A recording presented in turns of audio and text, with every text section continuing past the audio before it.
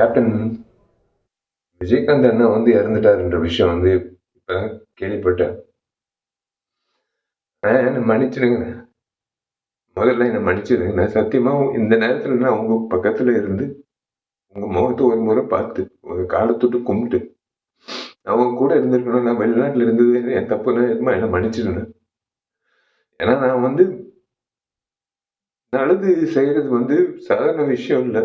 எங்களை மாதிரி ஆளுங்க நல்லது செய்யறது சாதாரண விஷயம் இல்லை. எங்கேயோ ஒரு ஒரு யாரோ யார்கிட்டயும் இந்த ஒரு கத்துக்கிட்டு இருந்திருக்கணும். அது நான் உங்ககிட்ட நான் கத்துக்கிட்டேன், சத்தியமா சொல்றேன். ஏன்னா உங்க அலுவலகத்துல வந்து கிட்டத்தட்ட 20 வருஷம் முன்னாடி நான் கேள்விப்பட்டிருக்கேன். நான் நிறைய பேர் சொன்னது நான் கேட்டிருக்கேன். உங்க அலுவலகத்துக்கு யாராவது பசியோடு வந்தா நீங்க வந்து சோறு போட்டு அனுப்புவீங்க. அதே தான் நான் வந்து நானும் செய்யணும் அப்படின்னு இறங்கினேன். அதே மாதிரி நீங்க எவ்வளவு உதவி பண்ணியிருக்கீங்க இந்த சமுதாயத்துக்கு. இன்னைக்கு வந்து ஒரு அரசியல்வாதியோ ஒரு நடிகர் சங்க முன்னாள் தலைவரோ இழந்ததை விட ஒரு நல்ல மனிதர் இழந்ததுதான் என்னால ஜீர்ணிக்க முடியலன்னு.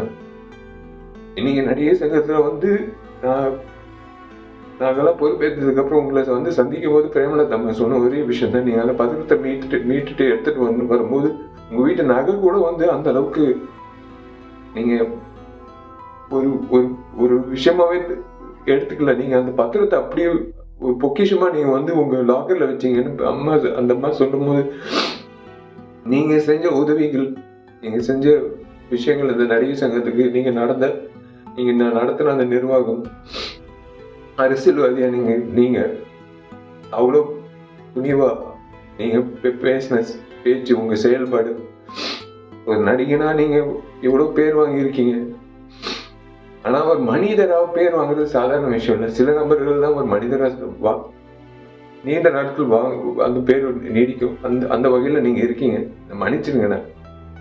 உண்மையிலே நான் சத்தியமா சொல்றேன், இன்னைக்கு நான் உங்க பக்கத்துல இருந்திருக்கணும், முறையா உங்க பக்கத்துல இருந்திருக்கணும். உங்க ஆத்ம சாந்தி அடையணும்னு நீங்க நல்லா இருக்கணும். சத்தியமா உங்க பேர்ல நான் கண்டிப்பா வந்து உங்க பேர்ல நான் கண்டிப்பா வந்து மேற்கொண்டு நல்லது பண்ணணும்னு இன்னும் தோணுதுன்னு. அவ்வளவுதான், வேற ஒன்றும் சொல்ல முடியல. உங்களுக்கு நான் பண்ண வேண்டிய ஒரு விஷயம் இதுதான் நான் நினைக்கிறேன். செய்திகளை உடனுக்குடன் தெரிந்து கொள்ள உடனே சப்ஸ்கிரைப் பண்ணுங்க.